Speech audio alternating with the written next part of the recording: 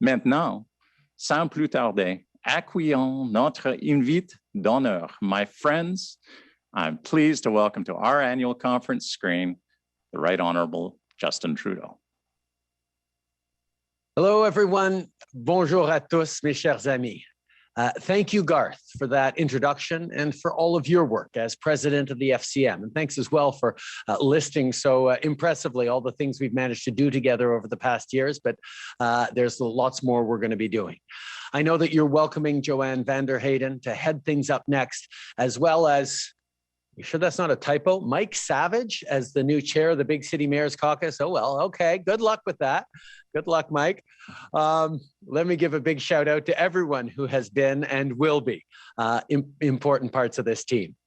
I also want to recognize just a few of the outstanding leaders I've had the chance to work with over the last few years. Mayor Iveson, Don, you've been a tireless voice, not just for the people of Edmonton, but for folks across the country as FCM's Big City Mayors Caucus Chair. Mayor Nenshi, I know that your voice here in this forum and in Calgary City Hall will be missed. Et au maire Labaume, Régis, après autant d'années de service, ton leadership va nous manquer tous. Merci à vous tous. We've got a lot to discuss today. And first and foremost, I must begin with the horrific discovery of First Nations children buried at the former residential school in Kamloops. Our country failed them. It failed their communities and their families. That is the truth. And it is a truth we must all face. On sait que le cas du pensionnat de Kamloops n'était pas un incident isolé. On sait que les recherches se poursuivent pour savoir ce qui s'est passé avec des enfants perdus dans le système des pensionnats autochtones. Et on sait que les dommages causés par ces écoles se perpétuent des générations plus tard et que les peuples autochtones subissent encore la discrimination et du racisme systémique. Over the weekend, cities and towns from coast to coast to coast half-masted their flags. Thank you. It is vital that as a country, we all acknowledge this appalling and shameful policy of residential schools. In the weeks and months to come, there will be much, much more work ahead. Yesterday, I met with my cabinet to discuss our next steps on concrete action to support survivors, families, and Indigenous peoples. This is work we must all be part of, because as the Truth and Reconciliation Commission calls to actions remind us, any efforts to repair the terrible wrongs done by residential schools can only happen if every order of government takes action alongside Indigenous peoples. This is all of Canada's responsibility as we walk together on the path of reconciliation. Des centaines d'enfants ont été enterrés dans une tombe anonyme. Ça s'est passé ici, dans notre pays. Ils se sont fait voler leur avenir. Leurs familles et leurs communautés n'ont jamais pu les revoir. Le Canada les a abandonnés. En tant que pays, on doit toujours choisir de faire mieux. Chaque fois qu'on fait face ensemble à des défis ou à des horreurs, on doit toujours garder un objectif commun en tête, celui de bâtir un pays meilleur et plus juste pour tout le monde. Pour y arriver, il faut avoir des conversations difficiles. Surtout, il faut faire face à la vérité. C'est la seule avenue possible. I've been coming to the FCM's annual conference every year for almost a decade now. In that time, we've done a lot together. But as I look back at this past year, I don't think there's ever been a moment where we've worked more or better as partners. From day one, we knew it would take a true Team Canada effort to beat this pandemic. And yes, there were lots of calls and check-ins with many of you on local hotspots and emergency efforts. But I'm also talking about a Team Canada approach that goes deeper, an approach where we all come together around a common goal and each do our part to get there. Just take the vaccine rollout. We worked hard early in the pandemic to position our government well to negotiate vaccine contracts, handle the international shipments, and coordinate supplies. The provinces and territories are delivering these vaccines to the front lines. And you, as municipalities, are getting people out to vaccine clinics, including with public awareness campaigns that ensure no one is left behind. Pour tout le travail exceptionnel que vous avez accompli, merci. Ça démontre bien tout ce qu'on peut réaliser en collaborant en équipe. Plus de la moitié des Canadiens ont maintenant eu au moins leur première dose de vaccin. Dans de nombreuses régions, le nombre de cas a diminué et les entreprises locales commencent à rouvrir. Par contre, ça ne veut pas dire que notre travail est terminé. En réalité, c'est plutôt le contraire. Cities like Winnipeg are still being hit hard by COVID-19. And right across the country, the impacts of this pandemic continue to be felt on the front lines, in the budgets of municipalities, and by communities wondering when Main Street will be back to normal. That's why we doubled the Canada Community Building Fund, formerly known as the gas tax transfer, and created the Safe Restart Agreement so you can support your communities. And it's why we invested to help many municipalities balance your budgets and give hardworking Canadians tax breaks. Standing together has brought us this far. It's saved lives and kept small businesses afloat. So once this pandemic is over, and hopefully it will be soon, what reason could we have to not continue to use this Team Canada effort? C'est le moment de poursuivre nos efforts pour améliorer la vie des gens d'un bout à l'autre du pays. Déjà, malgré la pandémie, on fait avancer des projets essentiels.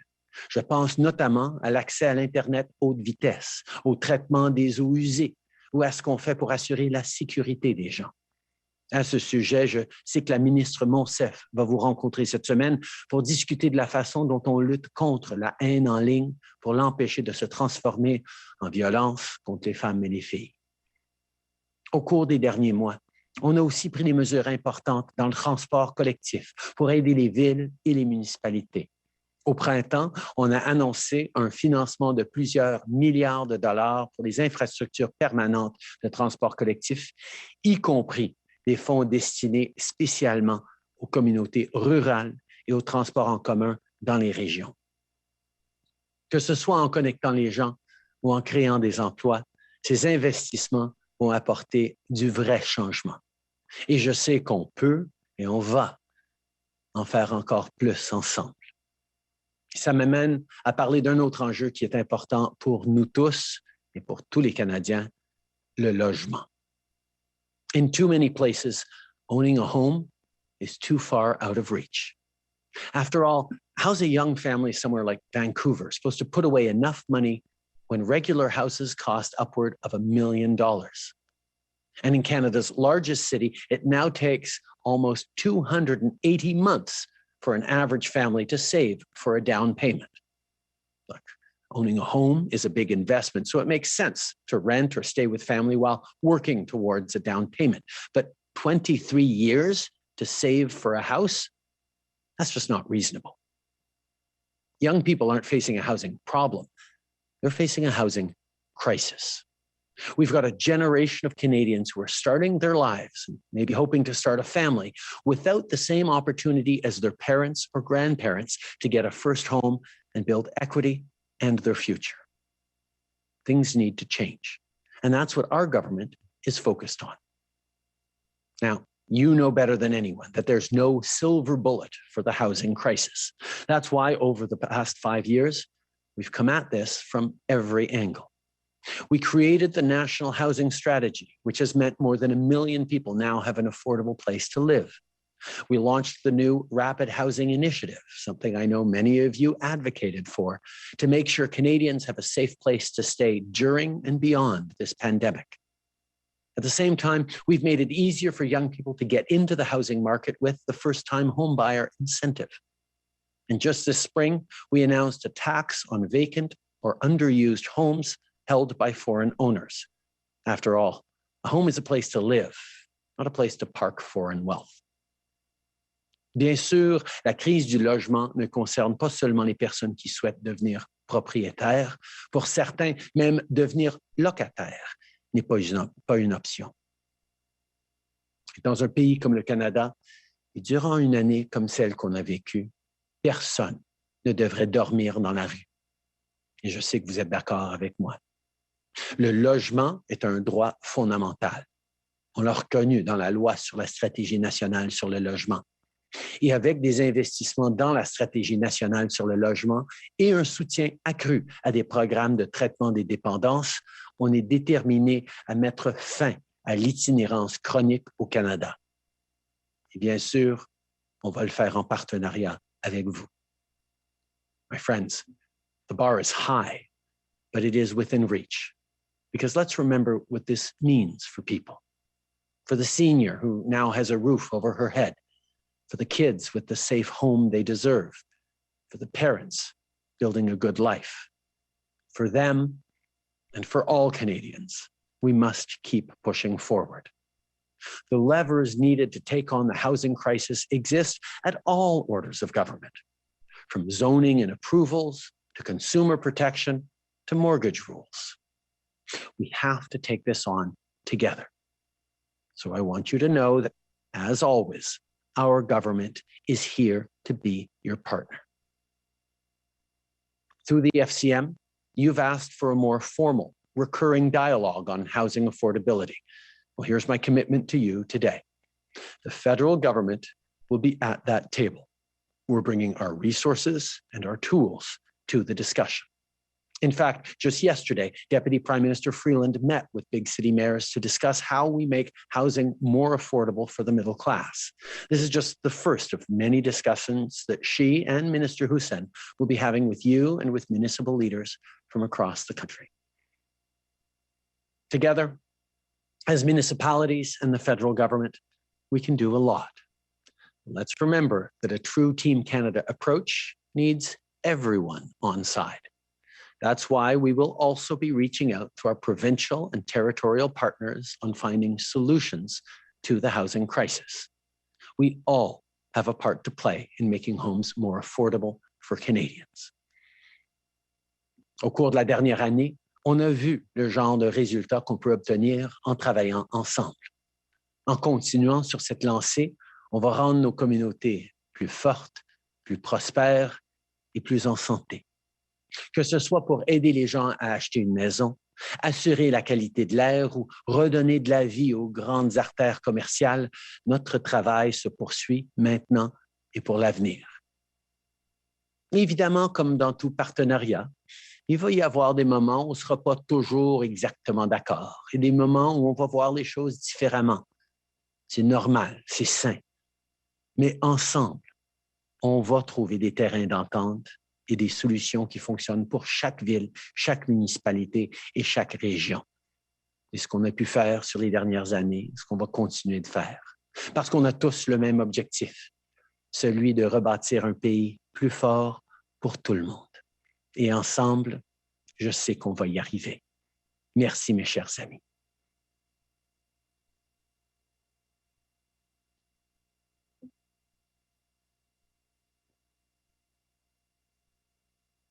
Thank you, Prime Minister. Thank you for your commitment this morning, and thank you for your government's commitment. You're going to be working with us, and we look forward to it. Municipal leaders are there to talk with you about the critical issue of housing. We're going to be there to tackle it together. Notre partenariat sera crucial pour la suite des choses, alors que nous nous efforçons d'aider les citoyens à traverser la pandémie et que nous travaillons ensemble pour bâtir un pays encore plus fort. We still got a tough road ahead, but I know I speak for everyone here today and for municipal leaders across the country when I tell you that we are ready. Ready to work with you to get Canadians through this pandemic and to build a stronger Canada on the other side. So thank you. Thank you for sharing today, and thanks for staying with us for a few more minutes to continue the conversation. Maintenant, j'aimerais aussi laisser la chance à certains de mes collègues de la FCM, d'un bout à l'autre du pays, de vous poser quelques questions. Je passe d'abord la parole à Vicky Mayham, mairesse de Magog au Québec et ancien président de la FCM en 2018. Vicky May, à toi. Merci, Monsieur le Président. Merci beaucoup, Monsieur Trudeau, Monsieur le Premier ministre, d'être avec nous d'avoir accepté encore une fois notre invitation à la Fédération canadienne des municipalités. C'est très apprécié. Comme vous le savez, la Fédération canadienne des municipalités représente autant les grandes villes que les communautés rurales. Puis c'est une chose que j'ai réalisée lors de mon passage à la présidence de la Fédération canadienne des municipalités, c'est le rôle crucial des milieux ruraux, leurs besoins, leurs spécificités. Et c'est là qu'on a commencé un dialogue. Vous vous souviendrez, on parlait d'avoir la lunette rurale dans les programmes puis dans les prises de décision. On a vu concrètement dans le budget fédéral que ça a été pris en compte de toute évidence. On voit aussi avec la pandémie l'importance des infrastructures, l'importance d'Internet haute vitesse, de la résilience de ces communautés-là, des catastrophes, des changements climatiques. Alors, ma question, c'est on se tourne vers le futur. On s'en va vers un rétablissement, une relance, une post-pandémie, on en rêve tous. Comment vous voyez ça pour les communautés rurales pour qu'elles soient encore plus fortes après cette pandémie? Merci. Merci à toi, Vicky May. Merci pour tout ton leadership et à la FCM et aussi à Magog. C'est toujours un plaisir de te voir. D'abord, comme tu le sais très bien, la réalité dans nos communautés rurales est très différente de ce qui se passe dans les villes. Et donc, faut reconnaître ça. Il faut être là pour appuyer, investir et créer un avenir plus fort pour tout le monde. C'est pour ça que, comme tu dis, notre gouvernement a fait des investissements directs dans les communautés rurales, pas juste cette année, mais depuis plusieurs années. Mais on voit aussi qu'avec cette pandémie, les réflexions sont un peu en train de changer. Il y a beaucoup de gens qui se disent « Mon Dieu, si on va travailler de plus en plus virtuel, peut-être qu'on pourrait trouver une plus grande cour, peut-être qu'on pourrait aller retourner dans notre communauté natale, peut-être qu'on va pouvoir être présent ailleurs que dans les centres métropolitains à travers notre pays. Il va avoir assez de gens qui vont rester dans nos centres métropolitains, mais d'avoir plus de gens qui créent des emplois, qui créent des opportunités, qui créent de la croissance dans nos communautés rurales où la qualité de vie est présente est une très bonne idée pour le Canada et c'est quelque chose que nous voyons comme une bonne chose sur laquelle nous devons travailler. Mais une des choses qu'on a vues dans cette pandémie, parce que ça nous manque tellement, c'est ces connexions. De ne pas être là pour connecter avec les gens. Et quand on est dans un milieu rural ou dans une petite ville, c'est des fois des défis auxquels on ne pense pas toujours qu'il va falloir qu'on résoudre. Évidemment, d'abord et avant tout, dans un monde virtuel, il faut qu'on puisse être connecté. Je le sais, il y a bien des familles qui se diraient « Oui, j'aimerais bien vivre en campagne, j'aimerais bien m'éloigner des villes pour pouvoir élever les enfants. » Mais la première question, y a-t-il Internet haute vitesse? Et si non, pas vraiment, on espère que ça s'en vient, ce n'est pas une assez bonne réponse pour que les gens s'engagent à ce niveau-là. Alors, c'est un enjeu d'équité, c'est un enjeu de croissance économique et c'est pour ça qu'on a investi autant à travers le pays. Sur 5 ans, on a investi 10 fois plus que le gouvernement précédent a fait en 10 ans et on continue d'accélérer. On va arriver à connecter de plus en plus de familles dans les mois, dans les années à venir parce que c'est une priorité et on va continuer d'investir là-dessus massivement. Il y a aussi l'idée concrète de transport, que ce soit les aéroports régionaux, que ce soit le transport collectif rural et dans notre engagement pour des investissements permanents en transport collectif à travers le pays. Et ce n'est pas juste les grandes villes, c'est aussi les communautés rurales qui ont évidemment des besoins différents. On ne va pas parler de métro à Magog, mais on va certainement parler de besoin d'avoir un service accru dans la ville et entre les villes que les gens seraient très contents de pouvoir utiliser si on avait des investissements et le gouvernement fédéral, de façon explicite, est là pour être partenariat dans le transport collectif, ainsi que dans tous les défis qui vont avec le transport, que ce soit commercial ou les routes et les ponts. Finalement, on sait aussi que ça prend des emplois. Ça prend des raisons pour des jeunes de revenir en région, de rester en région, pour des familles de s'installer là. Pour ça, il y a beaucoup qu'on peut faire. Évidemment, des investissements en agriculture, dans les ressources naturelles pour certaines régions du pays, mais aussi de créer par l'immigration, par différentes opportunités, la capacité de créer une croissance réelle dans nos petites municipalités, dans nos régions à travers le pays. C'est ça, ça fait partie de rebâtir en mieux qu'on est en train de regarder. Et à ce niveau-là, la FCM et les partenaires ruraux à travers le pays ont été extraordinaires pour nous souligner ce que ça prend en plus et pour travailler avec nous, pour livrer. On sera toujours là pour être partenaire avec vous et avec les Canadiens à travers le pays.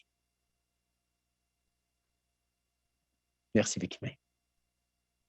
Monsieur Trudeau, Vicky Mayham, merci à vous deux. FCM is going to be here always to help provide that rural lens on Canada's recovery. This is such a priority for our members, and it's such a priority for this country. So now let's go to Joanne Vanderheyden, FCM's first vice president and soon to be my successor as president. Joanne. Mr. Prime Minister, we are heartened by your commitment to engage municipalities more deeply to tackle Canada's housing crisis. And making progress here is absolutely essential to driving an inclusive recovery from COVID-19. We've created a real success story in the Rapid Housing Initiative. We're turning buildings and land into permanent housing for Canadians facing COVID from a place of homelessness. To me, this is our federal municipal partnership at its best. This is municipal expertise and federal resources coming together to build better lives for Canadians. Merci. So my question today is, what can we take from the Rapid Housing Initiative experience as we look to tackle the broader housing crisis? Oh, great question, Joanne, and thank you for your kind words. But you know, people are giving us credit for the Rapid Housing Initiative, but you know very well that it is the creativity, the nimbleness, and the commitment of mayors and leaders across the country to getting things done that pushed for the program and has made sure that it has made such a huge difference in people's lives. And we're really happy to do it. We put $1 billion forward with the Rapid Housing Initiative, and yet in the budget just a month ago or so, we put forward another $1.5 billion. And I know eager to know when that money is going to start being announced. I can tell you it's coming soon, but you know, we know that it is classic in Canada that orders of government sort of say, oh no, you're as a federal MP, you're complaining to me about garbage pickup, or as a municipal leader, you're hearing people grumble about federal areas of jurisdiction or provincial areas of jurisdiction. People don't really care what order of government is supposed to do what. They just want things to get done. And the best way to get things done is to work together and to come together around what we all know we need, which is better support for Canadians, better opportunities for Canadians, and that starts first and foremost with housing. Our good friend and extraordinary housing advocate and MP, Adam Vaughan, always talks about housing not just being a problem, but also being a solution. And as a building block to better communities and better futures for people, that's why it matters so much, which is why we put forward when we started it was a $40 billion national housing strategy. It's now up to about $70 billion national housing strategy, because we know we need to get out there and make housing more affordable, but also create more housing supply. And that means everything from federal lands to helping with zoning, to giving in resource for capital, to giving breaks to construction, as the new rental housing initiative has really created a lot of construction across the country. There's been lots of positives from the first-time home buyers, which has been really picked up on in Quebec, and other things that we've been able to do that have been impactful. But you're absolutely right. That Rapid Housing Initiative in a pandemic context was particularly impactful. And I think this pandemic has shown us a lot. First of all, it's shown me that government programs that sometimes takes years to develop can be turned around really, really quickly if the time is there. And we were able to get CERB into people's pockets within a matter of weeks. We did it quick, we did it rough, but people got it. And that's part of the reason people were able to hold together. And we had not as bad, even with all the tragedies we had, not as bad a pandemic as many other parts of the world. So the Rapid Housing Initiative is one of those examples of, wow, if we do it, if we work quick, if we focus, we can really get things done. I think one of the things, and you guys will have heard me talk about this before, is it was a great opportunity for us to work together in a very direct way, the federal government and municipal governments directly. There wasn't all that intersection, except of course in Quebec where the rules are always slightly different. But even there in Quebec, the Rapid Housing Initiative flowed extremely well. So we know that with willing provincial partners, things can be creative and accelerated and announced and working even better. So we're excited about the increase to the national housing, the Rapid Housing Initiative that will unlock opportunities in the coming months, not in the coming years or decades for your citizens, particularly your most vulnerable citizens. But it also is an example of what can happen when we work together to just get things done. And that's the momentum that I'm really looking forward to in the coming years as we build back better, really making sure that the provinces understand that getting involved, rolling up our sleeves, being creative and focusing on getting things done is what you as municipal governments in constant contact with people always want to see and hear and are getting, you just want to deliver. And us as a federal government, when we came to office in 2015 with commitments to spend more on infrastructure than any previous government had ever had, and we've gotten a lot done, but there's a lot of moments in which things got slowed down by other orders of government and not municipalities. But I don't want to point fingers too much. I just want to say we're always there to work together, to work creatively, to make things happen. There are great examples of outstanding partnerships at the provincial level across the country. And the more we can point to really strong initiatives like the Rapid Housing Initiative, say, look what we can do, let's do more of this. And let's not get worried and bogged down in the negotiations that go on forever. At sometimes when you're talking to 3 hours of government, we'll get things done for Canadians, and they will be happier with all of us for having not fought each other but delivered for them. Thanks, Joanne. Thank you. Merci, Monsieur le Premier Ministre, and our incoming President. Encore une fois, nous sommes impatients de poursuivre cette conversation sur le logement avec votre gouvernement. Je cède maintenant la parole à Maxime Pedneau-Jabin, maire de la ville de Gatineau. Maxime. Bonjour, bonjour, Monsieur le Premier ministre. D'abord, moi aussi, je voudrais souligner la proximité entre le gouvernement fédéral, votre gouvernement, et le monde municipal.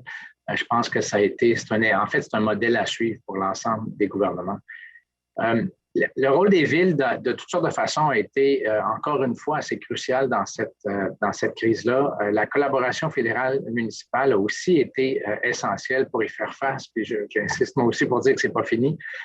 Notamment dans le domaine du logement, vous l'avez bien souligné, c'est un enjeu qui est crucial pour chacune de nos citoyennes, chacun de nos citoyens. Les villes ont été les yeux et les oreilles des autres gouvernements sur le terrain, alors que notre monde était touché, nos entreprises étaient touchées, notre présence permet de cibler plus précisément les enjeux. On a travaillé ensemble, fédéral, provincial, pour assurer la santé et la sécurité des gens. On a travaillé ensemble aussi pour protéger les services de première ligne. On est assez fiers à Gatineau d'avoir prêté 60 employés à temps plein pendant 2 mois pour assurer le succès de la campagne de vaccination.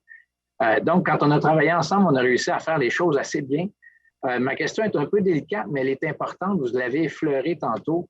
Qu'est-ce que la pandémie nous apprend sur la façon dont on devrait renforcer la collaboration intergouvernementale, notamment sur les liens directs entre les villes et le gouvernement fédéral? Non, merci Maxime. Et laisse-moi prendre un instant pour te féliciter et te remercier pour tes années de service. Je sais que tu passes à d'autres défis cet automne, mais vraiment, je suis tellement content d'avoir pu travailler si proche avec toi, pas juste en termes de partenaire, mais aussi de proximité. Gatineau est une ville que je connais bien et ton leadership a toujours été extrêmement important pour nous, au gouvernement fédéral. Et tu soulignes très bien, peut-être tu es dans une position justement parce que tu as tellement de tes concitoyens qui travaillent pour le gouvernement fédéral. Il y a une compréhension un petit peu et un regard sur les liens qui se font. Mais c'est très important. Travaille ensemble. C'est très important qu'on puisse continuer de se souvenir et d'apprendre ce qui se passe sur le terrain. La réalité, c'est que le gouvernement fédéral est souvent, même dans un endroit comme Ottawa-Gatineau, se trouve loin du terrain. Et de pouvoir vous entendre directement, d'avoir la capacité de prendre le téléphone, de me parler, de parler au ministre pour partager ce qui se passe dans cette pandémie, ça a été absolument essentiel. Pour moi, de pouvoir, surtout qu'on ne voyage plus et des Zooms, c'est bon, mais de vraiment comprendre et d'entendre directement des gens qui sont là sur le terrain, qui reçoivent des appels paniqués des propriétaires de petites entreprises ou des aînés ou des jeunes qui sont inquiets pour leur job d'été, de pouvoir entendre directement de ce que vous êtes en train de voir et de vivre sur comment on peut être là pour aider. Ça a été extrêmement important pour mon gouvernement et ça fait partie de pourquoi je pense qu'on a été assez bon pour répondre aux besoins que les Canadiens, auxquels les Canadiens faisaient face dans cette pandémie. On a été là avec 8 $ sur 10 de tout l'argent dépensé pour contrer la pandémie parce que le gouvernement fédéral savait que les gens avaient besoin de ressources, mais quelles ressources exactement ils avaient besoin? Bien, ça, on a compté sur des partenaires comme vous pour nous le dire.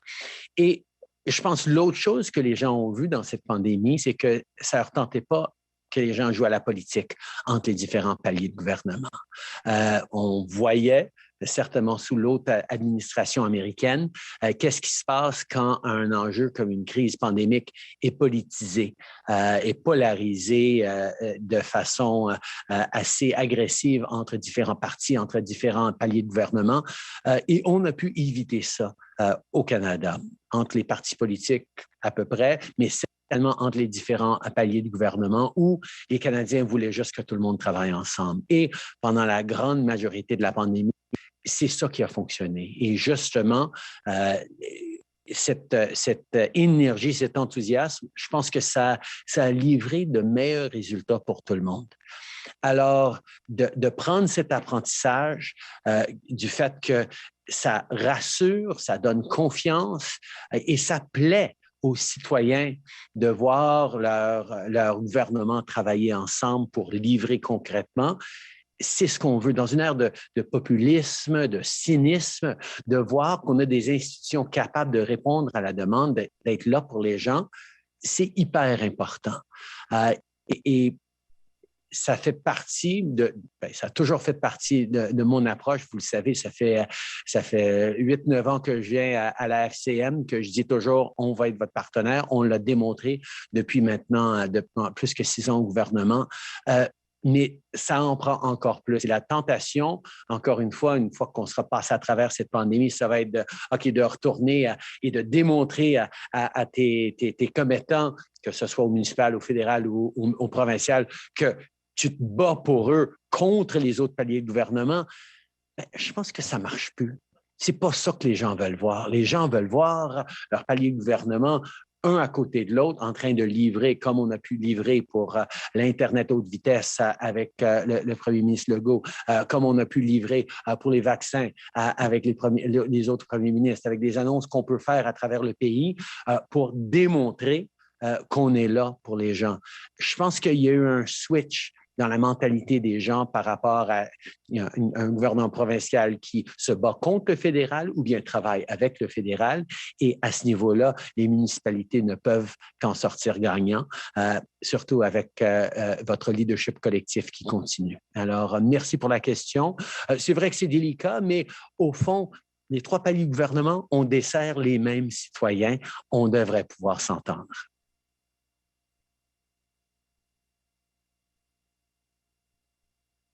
Thank you. Thank you for this, Prime Minister. It's not just something we tell our kids, not just something I tell my students, but how our governments work together is going to define the future of this country.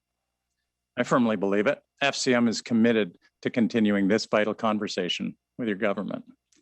So now we have time for one more question. I want to call on Halifax Councillor Lindell Smith, who chairs FCM's new Standing Committee on Anti-Racism and Equity. And Lindell.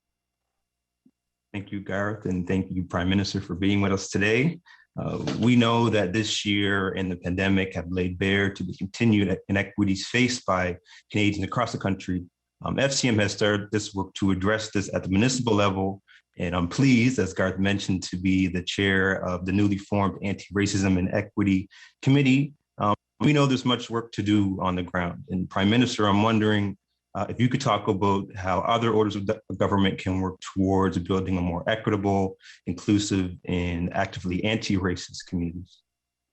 Thanks, Lindell, and thank you for your leadership, and congratulations to the FCM for leading on that, and thanks to Mike for always being solid on leading on this as well. And there are huge challenges that we're facing right across the country, and for everyone to recognize, even as we're dealing with the crisis of the pandemic, even as the longstanding crisis of climate change and the opportunities, but also the responsibilities to come with it are hitting us, we're also seeing a crisis of equity, a crisis of fairness, a recognition that as great a country as this is, it's not consistently as great for every individual in it as it is for some others.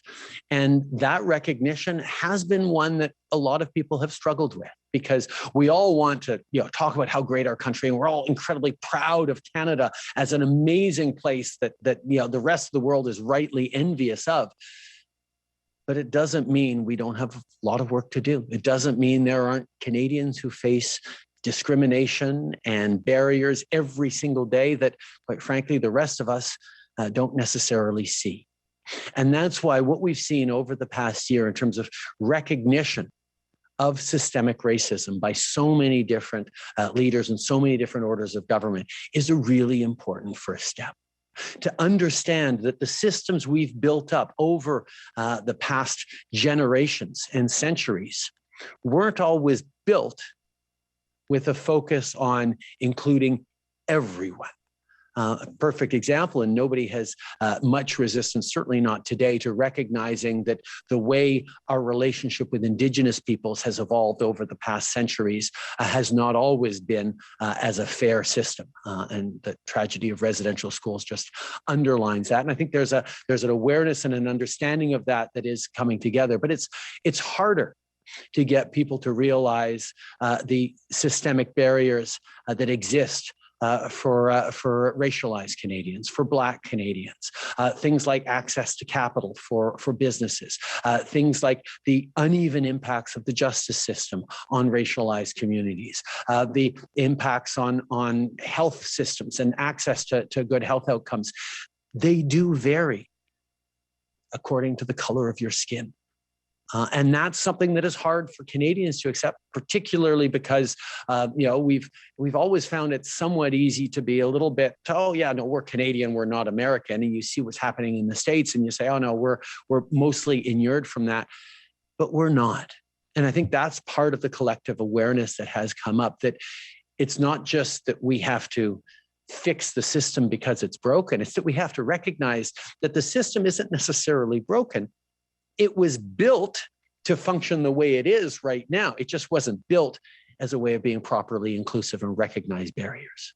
So first of all, that understanding that we do need to adjust and transform our institutions to be better there to serve everyone is the first step. But then how do we transform them? What do we transform them into? And what barriers do we need to address? Well, for that, we need to start listening much better. We need to start including voices that traditionally have been pushed to the sidelines or marginalized or given less weight.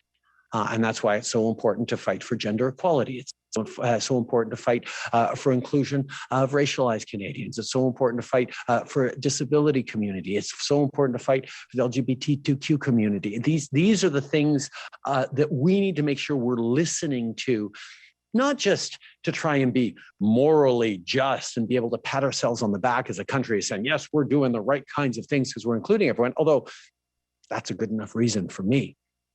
But it's also because if we want to be successful as a country, if we want to be resilient as communities, if we want to be performing as an economy, we need everyone to be able to contribute and participate fully. And when barriers exist, when we're not taking a hard look at our programs to make sure that our broad programs also can get down and trickle to all the different communities that could use them, and not just the ones that are, conveniently used to filling out formulas to get and forms to get our programs, so that we create broad programs and look at how they're targeting various communities, but that we also recognize that we do need targeted programs and targeted initiatives that respond to particular needs of certain communities that will be different. I mean, we just made an announcement a few days ago on access to capital for Black entrepreneurs, for example. This is something that has come up time and time again. And it's amazing because when you talk about systemic racism, everyone says, oh no, police and the justice system and incarceration rates and things like that. And yes, those are big things that we're working on, and we're eliminating mandatory minimums in many cases and things like that. But one of the big things that the Black community was asking me for was, we need better economic success, better access to capital for our business people, for our entrepreneurs, because those barriers exist and they're real. And that's exactly what we did. We turned around, we got together with the banks, we got BDC, and we're investing hundreds of millions of dollars in access to capital, specifically for Black-owned businesses and entrepreneurs. And that kind of awareness, quite frankly, wouldn't have even been on a radar 5 years ago or 10 years ago, however well-meaning the government, because there wasn't yet this understanding that fairness doesn't necessarily mean treating everyone exactly equally. It's understanding the various and different needs that everyone has. That's the fundament of a progressive taxation system. It's an element that, of course, there's still going to be political debates about. But doing a better job of listening and learning and including, while at the same time, on the flip side of things, being very clear that we fight and stand against intolerance in Canada, that we recognize that diversity is a source of strength. And the really concerning rise recently of anti-Semitism, of anti-Asian racism, of Islamophobia, are things that we should all be concerned with, and we all need to be better allies on. And as orders of government, whether it's a federal government with all the tools we have, or whether it's a municipal government with the proximity and all the tools that you have, or provincial governments as well, we have to be of one voice, both pushing back against intolerance and creating opportunities for everyone to succeed in this country. Because that's what this country is all about. We're a country with spaces that are too big, winters that are too cold for us to, any of us, go at it alone. We need to be there for each other. And that's how we've developed as a country. We're good neighbors. We have each other's backs. And that's certainly something we saw in spades during this pandemic, when Canadians stepped up, all orders of government, individuals in their neighborhoods, in their communities. We made a promise to each other as Canadians, and certainly as a federal government, that we would have each other's backs through this pandemic and beyond. And whether it's on housing, whether it's on fighting intolerance and racism, we will continue to be. But in order to do it right, we need to do it together. And that's why I'm so deeply grateful for your leadership, Lindell, but for all the collective leadership of FCM, of making sure that Canadians' concerns, preoccupations, but also hopes and dreams are highlighted, are communicated, and that everyone rolls up our sleeves together and continues to work hard on. So I'm looking forward to the future years of continuing to work with you all. And I thank you all for your questions. Merci beaucoup, Garth, pour ton leadership. Et je te repasse la parole. Thank you, Prime Minister. Diversity. Diversity is a source of strength. Thank you for that thoughtful response. Thanks for your continuing partnership, and thanks for joining us here today. We look forward to working with your government. We're going to move this country forward in the months ahead. But until next time, Prime Minister, all the best to you and to your family. Thank you so much, Garth. Thank you, everyone. Take care, everyone.